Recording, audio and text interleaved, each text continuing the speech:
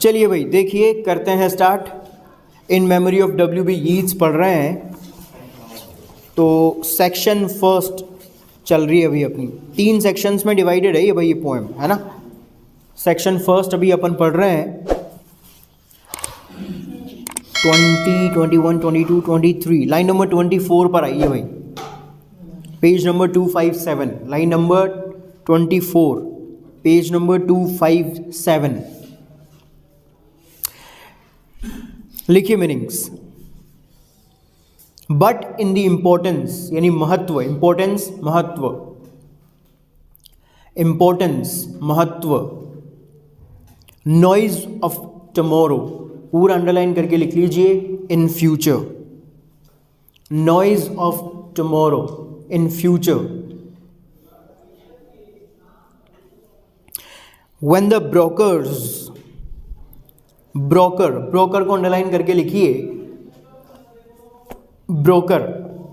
अब देखो ब्रोकर किसको बोलते हैं अपन, प्रॉपर्टी वगैरह का काम करने वाला जो व्यक्ति होता है। देखा होगा आपने ये प्रॉपर्टीज वगैरह से कि भाई वो ब्रोकर है। शेयर मार्केट में पैसा लगाने वाले जो लोग होते हैं, प्रॉपर्टी डीलर्स जो होते हैं, ब्रोकर्स जो होते हैं, है ना, जो बेचने करने का, खरीदने करवाने का, लोगों को कुछ दिलाने करवाने का, भाई कहीं ज़मीन दिलवाना है किसी को, नहीं, तलाक नहीं, ब्रोकर का मतलब तोड़वाने वाला नहीं है कि भाई हाँ शादियाँ तोड़वा देते हैं, तो वो वाला ब्रोकर नहीं है ये। ब्रोकर मतलब ये प्रॉपर्टी वगैरह से रिलेटेड काम होते हैं, जो प्रॉपर्टी से संबंधित, जैसे पैसा लगाना, इन्वेस्ट करना, शेयर मार्केट में इन्वेस्ट करना, तो उन लोगों को बोलते हैं ब्रोकर्स। रोर, रोर का मतलब चिल्लाना, दहाड़ना होता है, लेकिन शेर नहीं है यहाँ पे, है ना, तो इसीलिए रोर, चिल्ला रहे होंगे। लाइक बीस्ट, बीस्ट का मतलब जानवर, एनिमल, पशु। ऑन द फ्लोर, फ्लोर यानी कि फर्श, जमीन। ऑफ द बर्ड्स, इसको अंडरलाइन करके लिखिए, बर्ड्स। ये क्या है, नेम है स्टॉक मार्केट का। और कहाँ का स्टॉक मार्केट, पेरिस का। फ्रांस की कैपिटल पेरिस में जो स्टॉक मार्केट है उसका नेम है ये बर्ड्स। स्टॉक मार्केट या share market in Paris.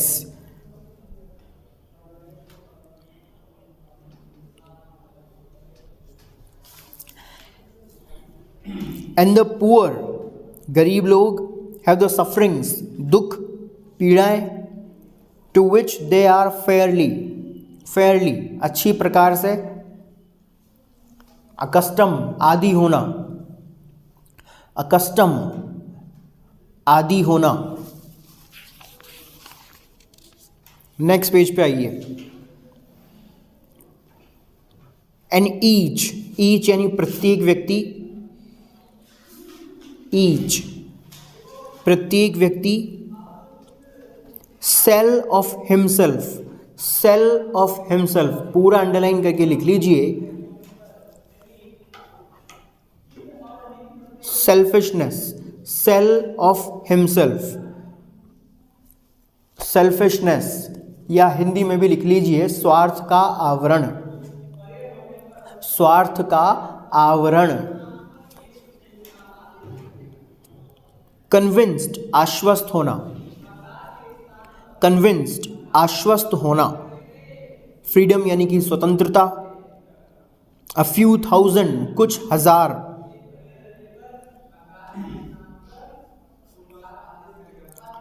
Slightly, slightly हल्के से या थोड़ा बहुत, हल्के से या थोड़ा बहुत। अनयूजुअल, असामान्य, यूजुअल सामान्य, अनयूजुअल असामान्य। इसके बाद में नीचे वाली लाइन पर आइए। ऑल द इंस्ट्रूमेंट्स, इंस्ट्रूमेंट्स मतलब वो सारे इंस्ट्रूमेंट्स जो टेम्परेचर को मेजर करने का काम करते हैं। ये लाइन पहले भी आ चुकी है। सेक्शन सेकंड पर आइए। सेक्शन फर्स्ट कंप्लीट हो गई है, यहाँ पर सेक्शन सेकंड पर आइए अब। यू वर सिली, सिली का मतलब बेवकूफ, सिली स्टूपिड, स्टूपिड बेवकूफ। योर गिफ्ट, गिफ्ट का मतलब तोहफा। अब तोहफे से मतलब यहाँ पर पोइट्री से है, पोइट्री, W.B. यीट्स की जो पोइट्री है रेफरेंस उसका है योर गिफ्ट। तो मेटाफरिक सिचुएशन है, मेटाफर के रूप में यूज़ किया है उन्होंने इसको। इसके नीचे है पैरिश, पैरिश को अंडरलाइन कीजिए और लिखिए people living in a particular area, people living in a particular area, people living in a particular area, किसी स्थान विशेष में रह रहे लोग। रिच वुमेन, रिच वुमेन, अमीर महिलाएं।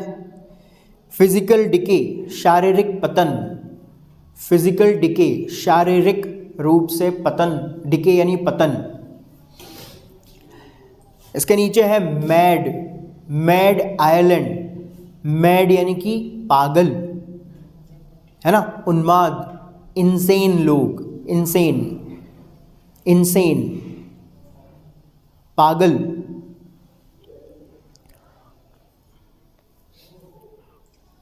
आयरलैंड कंट्री उसका नेम है, आयरलैंड आप जानते हो, आयरलैंड। इंग्लैंड जो है वहाँ नीचे की तरफ है, स्कॉटलैंड अलग है, आयरलैंड अलग है, वहाँ पे है ना, अलग अलग अलग अलग पार्ट्स हैं इंग्लैंड में। हाँ आयरलैंड। हर्ट यू, हर्ट का मतलब दुखी करना, चोट पहुँचाना।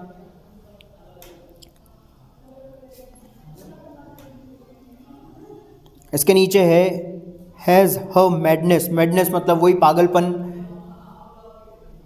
वेदर, वेदर का मतलब मौसम, मौसम से मतलब यहाँ पर है वातावरण, एटमॉस्फियर, वातावरण। स्टिल, अभी भी, स्टिल, अभी भी। नेक्स्ट पेज पर आइए 259। सर्वाइव, सर्वाइव करना मतलब जिंदा रहना, बचे रहना। सर्वाइव, बचे रहना, जिंदा रहना। In the valley of its saying, in the valley of its saying, valley का मतलब घाटी। यहाँ पर भी मेटाफरिक सिचुएशन है तो मीनिंग कुछ और निकलेगा, पढ़ना कुछ और है, पढ़ना ये है जो लिखा हुआ है, लेकिन मीनिंग कुछ दूसरा निकलेगा। वैली का मतलब घाटी, ऑफ इट्स सेइंग, सेइंग यानी कि जो बात कही जा रही है पोइट्री में वो। सेइंग, सेइंग का मतलब जो बात कही गई है या कही जा रही है पोइट्री में वो। वेयर, जहाँ। एग्जीक्यूटिव, एग्जीक्यूटिव्स, एग्जीक्यूटिव्स, एग्जीक्यूटिव नहीं होता है ना, एग्जीक्यूटिव नहीं होता है, ये गलत उच्चारण है। Executive, executive, executive, executive. Executive बोलते हैं मैनेजर को, किसी भी कंपनी या कोई भी इंस्टीट्यूशन या किसी भी ऑर्गेनाइजेशन का जो मैनेजर होता है उसको बोलते हैं अपन executive. Manager of an organization और इंस्टीट्यूशन और कंपनी, ऐसे लिख लो।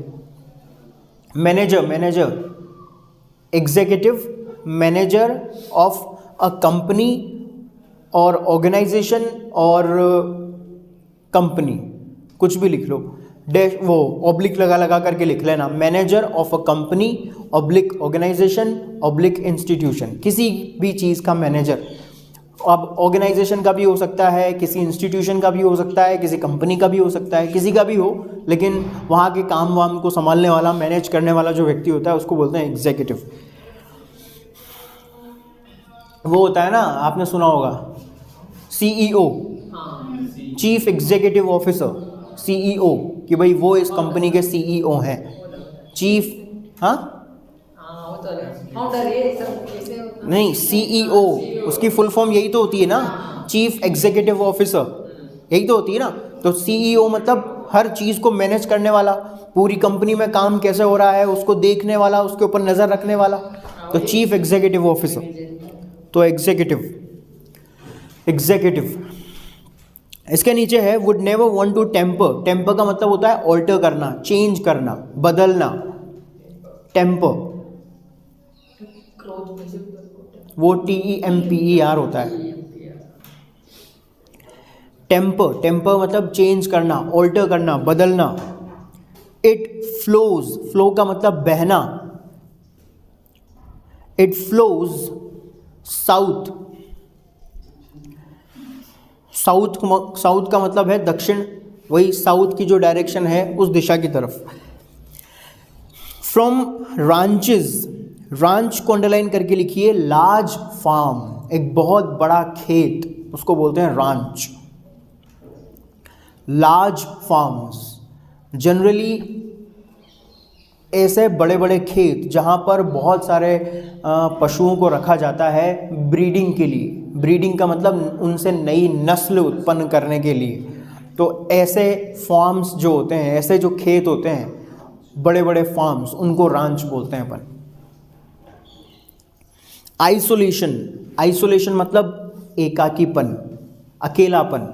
आइसोलेशन, आइसोलेट कर देते हैं ना अपन, किसी को कोरोना हो जाता था तो आइसोलेशन में डाल देते थे, आइसोलेशन वार्ड बना देते थे, भाई आप अलग थलग पड़े रहो 14 दिन तक, है ना। तो आइसोलेट कर देना, अकेला कर देना उसको। बिजी ग्रीफ्स, बिजी ग्रीफ मतलब दुख में डूबे रहना, बिजी हो जाना, ग्रीफ के साथ बिजी हो जाना। जैसे कोई व्यक्ति दुखी हो गया तो वो अपने ग्रीफ के साथ, जो दुख उसको होता है उस दुख के साथ बिजी हो जाता है। दुख के साथ बिजी होने का मतलब उसका पूरा समय उसी में डूबा रहता है, वो अपने दुख में, और इसी तरह से पूरा समय अपना वेस्ट कर देता है, बर्बाद कर देता है। बिजी ग्रीफ, दुख में डूबे रहना। दुख भी बिजी, बिजी कर देता है दुख। हर चीज़ इंसान को बिजी कर देती है, चाहे वो कोई टेंशन हो, चाहे वो खुशी हो, हैप्पीनेस हो। हैप्पीनेस भी इंसान को बिजी कर देती है ना। खुशी में बिजी कर देती है, थिंकिंग में बिजी कर देती है। मतलब कोई भी एक्सप्रेशन आपके अंदर आ रहा है तो वो आपको बिजी करेगा ही करेगा। अगर आप खुश हो तो आप खुशी में बिजी हो जाओगे, अगर आपको दुख हो रहा है तो दुख में बिजी हो जाओगे, और अगर कोई निराशा है, कोई किसी तरह की टेंशन है, चिंता है, तो उसमें बिजी हो जाओगे। एडजेक्टिव है। रो टाउन्स, रो टाउन्स यानी कच्चे शहर। रो का मतलब कच्चे, टाउन्स का मतलब शहर। रो कच्चे, टाउन्स यानी शहर।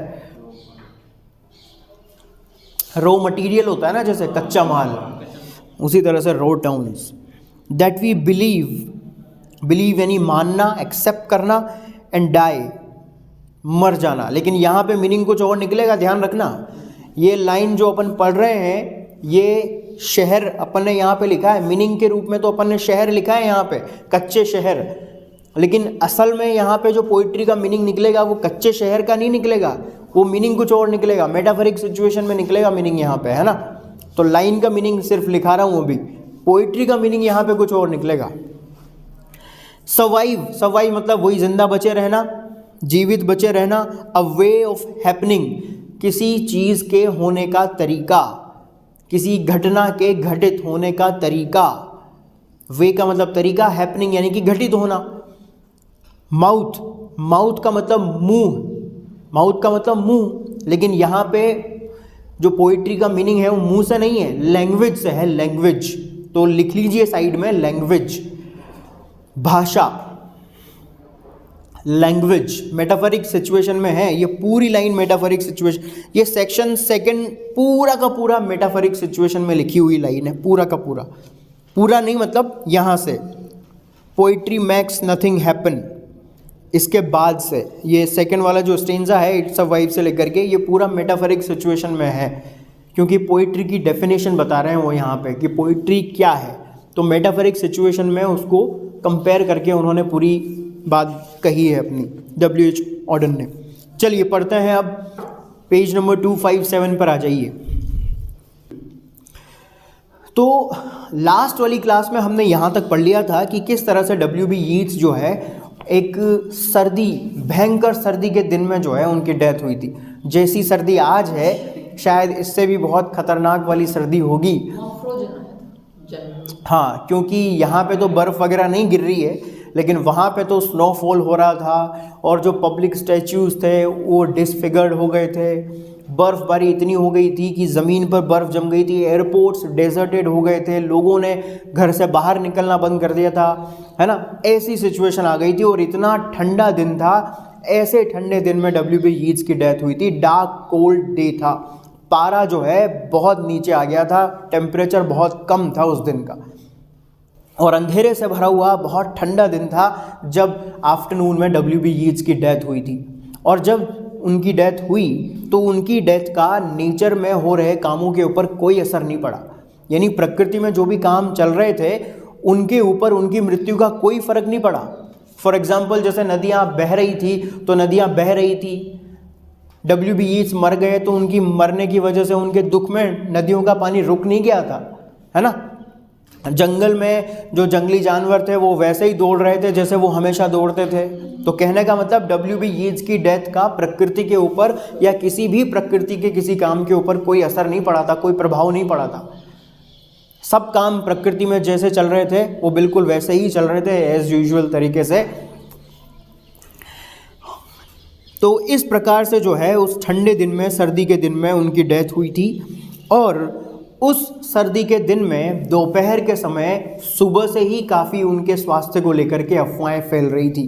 काफ़ी सारे लोग, कोई कह रहा था कि भाई मर गए, कोई कह रहे हैं कि भाई बहुत क्रिटिकल कंडीशन है।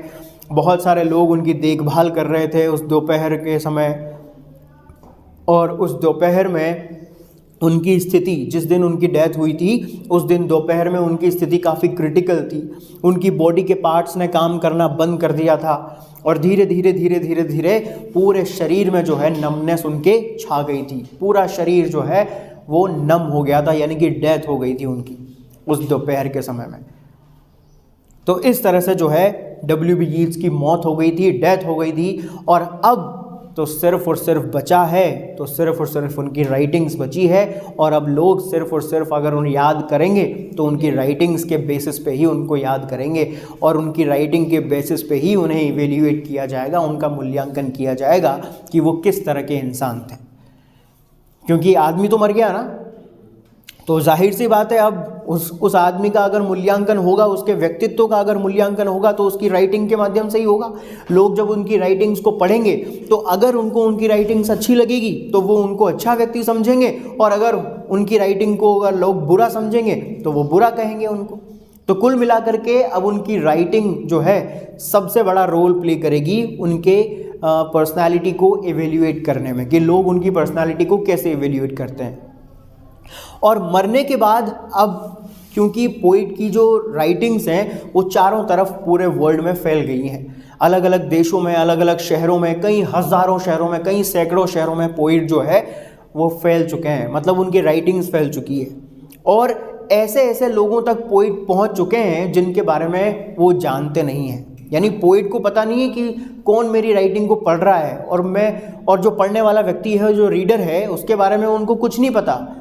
ऐसे ऐसे अनजान देशों में ऐसे ऐसे अनजान लोग जिनके बारे में पोइट नहीं जानता है, ऐसे ऐसे लोगों तक उनकी राइटिंग पहुंच चुकी है। और वो लोग अब अपनी नॉलेज के हिसाब से उस पोइट्री का, उनकी राइटिंग का मीनिंग निकालेंगे। अगर उनको ठीक तरह से उनकी राइटिंग समझ में आई तो वो अच्छा सही मीनिंग निकाल लेंगे, और अगर नहीं समझ पाए, अगर सपोज कीजिए, तो हो सकता है कि वो उसकी राइटिंग को क्रिटिसाइज़ भी करें। और हो सकता है कि अगर नहीं समझ में आए, समझ में आ जाती तो बहुत अच्छी बात है, लेकिन नहीं समझ में आई तो हो सकता है वो लोग उसका गलत मीनिंग निकाल लें और गलत मीनिंग निकाल करके अपने हिसाब से जो है मीनिंग लगाना शुरू कर दें।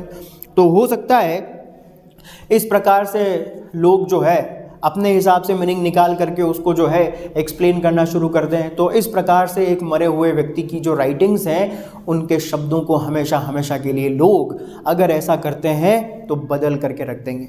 यानी कि पोइट ने लिखा क्या है और लोग समझ क्या लेंगे।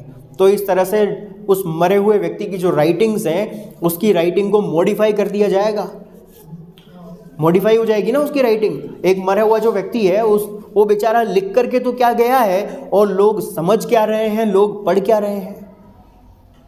तो इस तरह से एक मरे हुए व्यक्ति की राइटिंग जो है हमेशा हमेशा के लिए उन लोगों के द्वारा, ऐसे लोगों के द्वारा जिनको उनका मीनिंग समझ में नहीं आएगा, उन लोगों के द्वारा उनकी राइटिंग को हमेशा हमेशा के लिए मॉडिफाई कर दिया जाएगा। ये कंडीशन हो जाएगी अब WB यीट्स की। अब आगे वो क्या कहते हैं देखिए, But in the importance and noise of tomorrow, when the brokers are roaring like beasts on the floor of the burs, लेकिन आने वाले भविष्य में, आने वाले समय में सबसे महत्वपूर्ण जो चीज़ होगी, बट इन द इम्पोर्टेंस, लेकिन महत्व के हिसाब से अगर हम बात करें, एंड नॉइज ऑफ टुमारो, और भविष्य के संदर्भ में अगर हम बात करें, भविष्य में इस चीज़ का क्या इम्पोर्टेंस होगा, किस चीज़ का, उनकी राइटिंग्स का या पोइट का या उनकी राइटिंग्स का इम्पोर्टेंस फ्यूचर में क्या रहेगा, अगर इस संदर्भ में अगर हम बात करें, when the brokers are roaring like beast on the floor of the birds, तो हो सकता है आने वाले समय में, आने वाले भविष्य में, हो सकता है फ्रांस की कैपिटल पेरिस में जो बर्स है, यानी कि वहाँ का जो शेयर मार्केट है, हो सकता है वहाँ पर काफ़ी सारे उसमें इन्वेस्ट करने वाले लोग, जब उनका पैसा जब कम हो जाता है या बढ़ जाता है, जैसे सेंसेक्स यहाँ पे अपने इंडिया में काम करता है, शेयर मार्केट, सेंसेक्स में पैसा लगाते हैं ना लोग शेयर मार्केट में, तो किसी के कंपनी के शेयर बढ़ जाते हैं तो उनका, जैसे अगर 10 रुपये लगाएं तो 10 के 10,000 रुपये बन जाते हैं, शेयर अगर बढ़ गए तो, और घट गए तो पैसा फिर घाटा लग जाता है फिर, है ना। तो शेयर मार्केट सबसे बढ़िया तरीका है पैसे बढ़ाने का। अगर ज़्यादा रिटर्न चाहते हो तो म्यूचुअल फंड में इन्वेस्ट करो। कहते हैं ना म्यूचुअल फंड सही है, लेकिन लास्ट में फिर ये भी बोलते हैं वो, म्यूचुअल फंड बाजार जोखिमों के अधीन है, पहले सभी दस्तावेज़ों को ध्यान से पढ़ें। ठीक है, सही तो है, लेकिन भाई साहब रिस्क भी है, क्योंकि वो पूरी तरह से किसके ऊपर डिपेंड होता है, शेयर मार्केट के ऊपर। अगर शेयर मार्केट गिर गया तो आपका पैसा डूब गया, और अगर उठ गया तो भाई साहब रातों रात आप करोड़पति भी बन सकते हो, और रातों रात रोडपति भी बन सकते हो। ठीक है, करोड़पति भी बन सकते हो, रोडपति भी बन सकते हो। तो ऐसा होता है शेयर मार्केट, चॉइस आपकी है, रिस्क आपका है। हर चीज़ के दो पहलू होते हैं, सही बात है। तो रिस्क, तो जिनके पास पैसे की कमी नहीं होती है वो उनका काम होता है ना। अब जिस आदमी के पास है ही 10 रुपये, तो बेचारा वो क्या तो इन्वेस्ट करेगा, और अगर 10 के 10 डूब गए तो फिर क्या खाएगा। यही रीज़न है, यही रीज़न है भाई। जिनके पास अभी अंबानी तरीके के लोग हैं, जिनके पास करोड़ों हैं, अरबों हैं, भाई अगर वो 10 करोड़ अगर लगा भी दें, अगर भाई 10 करोड़ लगा दो, शेयर खरीद लो, हाँ, क्या उनको लगाने की आवश्यकता नहीं है वैसे भी, क्योंकि वो तो खुद शेयर, क्योंकि वो तो खुद पैसा लगाते हैं ना, वो तो शेयर बेचते हैं कि भाई आओ हमारे शेयर खरीदो, ऐसा करते हैं। तो वो तो खुद जो है ऐसा करके अपना पैसा बनाते हैं। तो ये पैसा बनाने का तरीका है अमीर लोगों का, बड़े लोगों का, भाई शेयर मार्केट में पैसा लगाओ। जिस कंपनी जिसका प्रॉफिट अच्छा चल रहा है, तो वो कंपनी अगर शेयर दे रही है तो उसके शेयर खरीद लो, शेयर खरीद करके पैसा लगाओ। अगर प्रॉफिट होता है तो थोड़ा बहुत कंपनी रख लेती है, थोड़ा बहुत आपको मिल जाता है। ऐसे कमाते हैं लोग पैसा। हाँ, तो बढ़िया करोड़ों जिनके पास हैं, तो भैया 1 करोड़ रुपए लगा रखा है सपोज करो। अब 1 करोड़ में से मान लो अगर 50 लाख डूब गए, तो 50 लाख कोई दिक्कत नहीं है। देखो क्या होता है कि शेयर मार्केट में पैसा लगाते हैं ना, तो नुकसान भी उठाना पड़ता है, और नुकसान उठाना पड़ता है तो फ़ायदा भी होता है। हो सकता है कभी कभी किस्मत चमक जाए आपकी, है ना। तो मान लो जैसे उन्होंने 1 करोड़ रुपए लगाया और उनका 50 लाख डूब गया, तो कोई दिक्कत नहीं है, उनके कोई फ़र्क नहीं पड़ेगा, करोड़पतियों के, है ना, अरबों जिनके पास संपत्ति है। लेकिन सपोज कीजिए अगर उन्होंने 1 करोड़ रुपए लगाए और 1 करोड़ के अगर 10 करोड़ बन गए, तो फ़ायदा किसका हुआ, उनका ही होगा। निकाल लिया ना। इतना पैसा तो आदमी जिंदगी भर सरकारी नौकरी में नहीं कमा पाता, जितना पैसा उन्होंने आधे घंटे में बना लिया या 1 दिन में बना लिया। सवेरे तो इन्वेस्ट किया और शाम को खबर आई कि 10 करोड़ बन गए आपके 1 करोड़ के। ये अल्लाह, इसे कहते हैं रातों रात किस्मत चमकना। तो ये वाली बात होती है। और इधर आदमी देखो सरकारी नौकरी, 60 साल की नौकरी में भी आदमी इतना पैसा नहीं कमा पाए, 2 करोड़ भी नहीं कमा पाता वो ढंग से। 2 करोड़ भी खर्च गए हो तो हाँ हाँ, 1 लाख अरे वो फिर वो चीज़ अलग हो जाती है। खैर जो भी है, तो आने वाले समय में पोइट के और पोइट की राइटिंग के महत्व के बारे में अगर हम बात करें तो हो सकता है आने वाले समय में जब फ्रांस के स्टॉक मार्केट में जब लोग पैसा लगा रहे होंगे और जब उनका पैसा दुगना तिगुना हो जाएगा, जब वो खुशी से चिल्ला रहे होंगे, जब वो खुशी से जो है रोर कर रहे होंगे, and the poor have the sufferings, और हो सकता है आने वाले समय में काफ़ी सारे जो गरीब लोग हैं हो सकता है वो अपनी पीड़ाओं से परेशान होते रहें, to which they are fairly accustom, जिनके कि वो भली प्रकार से आदी हैं, जिनके कि वो भली प्रकार से अच्छी प्रकार से आदी हैं। देखो कितनी अच्छी लाइन लिखी है उन्होंने। हो सकता है आने वाले समय में, भाई उन्होंने शुरुआत कहाँ से की है, भाई आने वाले समय में पोइट का और पोइट की राइटिंग्स का इम्पोर्टेंस क्या होगा, आने वाले टाइम में इनका महत्व क्या होगा, आने वाले टाइम में लोग पोइट के बारे में क्या सोचेंगे, उनकी राइटिंग के बारे में क्या सोचेंगे, उसका इम्पोर्टेंस किस तरह से वो इवेल्यूएट करेंगे, उसके बारे में बात कर रहे हैं वो। तो हो सकता है आने वाले समय में टाइम जब आए भविष्य में, वो कुछ ऐसा समय आए कि लोग जब फ्रांस के स्टॉक मार्केट में पैसा लगा रहे हों और चिल्ला रहे हों, वो वहाँ पर उसके बाहर खड़े होकर के वो देखते हुए, क्योंकि बाहर वो स्क्रीन वगैरह चलती रहती है, शेयर मार्केट का पैसा कितना बढ़ा कितना कम हुआ वो स्क्रीन पे सब कुछ चलता रहता है, तो लोगों की भीड़ लगी रहती है वहाँ पे। तो हो सकता है फ्रांस में, वहाँ पर पेरिस में उस बर्ड्स के बाहर खड़े होकर के लोग वहाँ पे चिल्ला रहे हों। हो सकता है आने वाला समय ऐसा हो, या हो सकता है आने वाले समय में जो गरीब लोग हैं वो उनको और ज़्यादा पीड़ाएं जो है महसूस हों, उनको और ज़्यादा दुख मिले। हो सकता है आने वाला समय ऐसा आए कि जो गरीब लोग हैं उनको और अपनी ज़िंदगी में पीड़ाओं को सहन करना पड़े, to which they are fairly accustom, जिनको कि सहन करने के वो अच्छी प्रकार से आदी हैं। भाई आदी तो है वो, लेकिन हो सकता है आने वाले समय में उनको और दुख मिले, हो सकता है आने वाला समय ऐसा आए। And each in the cell of himself is almost convinced of his freedom, और हो सकता है आने वाला समय शायद ऐसा आए कि प्रत्येक व्यक्ति जो अपने स्वार्थ के आवरण में कैद है, प्रत्येक व्यक्ति हो सकता है जो अपने स्वार्थ के आवरण में कैद है, वो ये सोच करके आश्वस्त रहे कि भाई मैं तो पूरी तरह से स्वतंत्र हूँ। हो सकता है आने वाला समय ऐसा आए कि व्यक्ति जो है अपने आप को अपने स्वार्थ के आवरण में लिमिट करके रखे, मतलब सीमित रखे, अपने आप तक ही सीमित रखे, और इसी को वो स्वतंत्रता समझे कि भाई मैं तो स्वतंत्र हूँ। हो सकता है आने वाला समय ऐसा है कि लोग जो है अपने आप को अपने तक सीमित रखें। अपने आप को अपने तक सीमित रखने का मतलब ये है कि अपने आप को जो है आप स्वार्थ के आवरण में कैद करके रखो। हो सकता है आने वाला समय ऐसा है कि लोग अपने आप को अपने खुद के ही स्वार्थ के आवरण में कैद करके रखें और इसको वो जो है अपनी स्वतंत्रता समझें। इस बात को लेकर के वो आश्वस्त रहें कि भाई मैं तो स्वतंत्र हूँ, मेरे जैसा कोई नहीं है, ऐसी आज़ादी और कहाँ। हो सकता है आने वाला समय ऐसा है कि लोग जो है अपने आप में ही डूबे रहना, अपने स्वार्थ के आवरण में अपने आप को कैद करके इसी को जो है स्वतंत्रता समझना।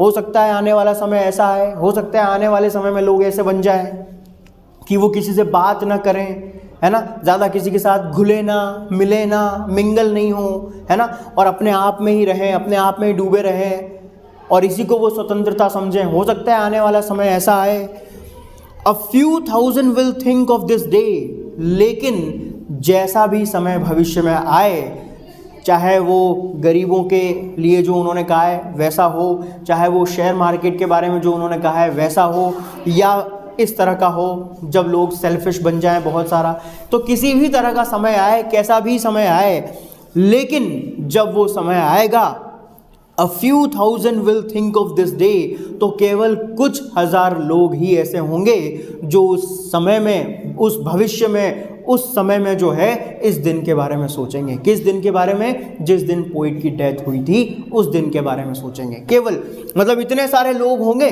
भविष्य में। अब भविष्य का समय कैसा आएगा पता नहीं है, लेकिन सिर्फ उन्होंने पॉसिबिलिटी यहाँ पे एक्सप्रेस की है कि हो सकता है भाई ऐसा समय भविष्य में आए। तो जैसा भी समय भविष्य में आएगा, केवल कुछ हजार लोग ही ऐसे होंगे जो भविष्य के उन दिनों में भी जो है इस दिन के बारे में सोचेंगे। किस दिन के बारे में? जिस दिन W.B. यीट्स की डेथ हुई थी, उस दिन के बारे में सोचेंगे।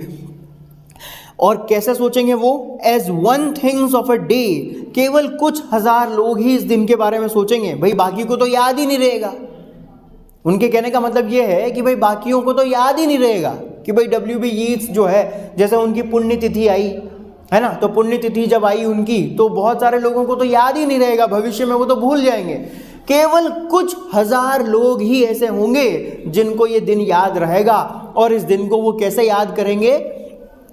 As one thinks of a day, जैसे कोई व्यक्ति किसी एक ऐसे दिन के बारे में सोचता है, व्हेन, जिस दिन में जब कोई व्यक्ति one did something slightly unusual, जैसे कि किसी दिन पर, किसी एक दिन में जब कोई व्यक्ति कोई किसी असामान्य सा कोई काम कर देता है तो उस दिन को वो हमेशा याद रखता है ना। फिर जैसे सपोज कीजिए आपकी लाइफ में आपने कुछ ऐसा चमत्कारी काम कर दिया, मतलब आपने जो है किसी बच्चे की जान बचा ली, जिसके लिए जो है आपको राष्ट्रपति मेडल से, राष्ट्रपति पुरस्कार से सम्मानित कर दिया गया। अब आपने भी नहीं, आपको भी पता नहीं हुआ, ये बात आपको भी ध्यान नहीं कि आपने उस बच्चे की जान कैसे बचाई। वो तो बस चलते चलते पता नहीं जाने क्या आपके अंदर आया कि आपने उस बच्चे को पकड़ के खींच लिया और एक्सीडेंट होने से बचा लिया उस बच्चे को। तो ये आपने क्या कर दिया? अनयूजुअल काम हो गया आपकी ज़िंदगी में। अरे यार मैंने तो बस ऐसे पकड़ के खींच लिया था, मुझे क्या पता इसके लिए मेरे को प्रेसिडेंट मिल जाएगा, प्रेसिडेंट अवार्ड मिल जाएगा, है ना। आपने तो रास्ते से जा रहा था, है ना, चॉकलेट खा रहा था, एक लड़का सामने आ गया और मैंने उसको पकड़ के खींच लिया, तो मैं क्या करूं?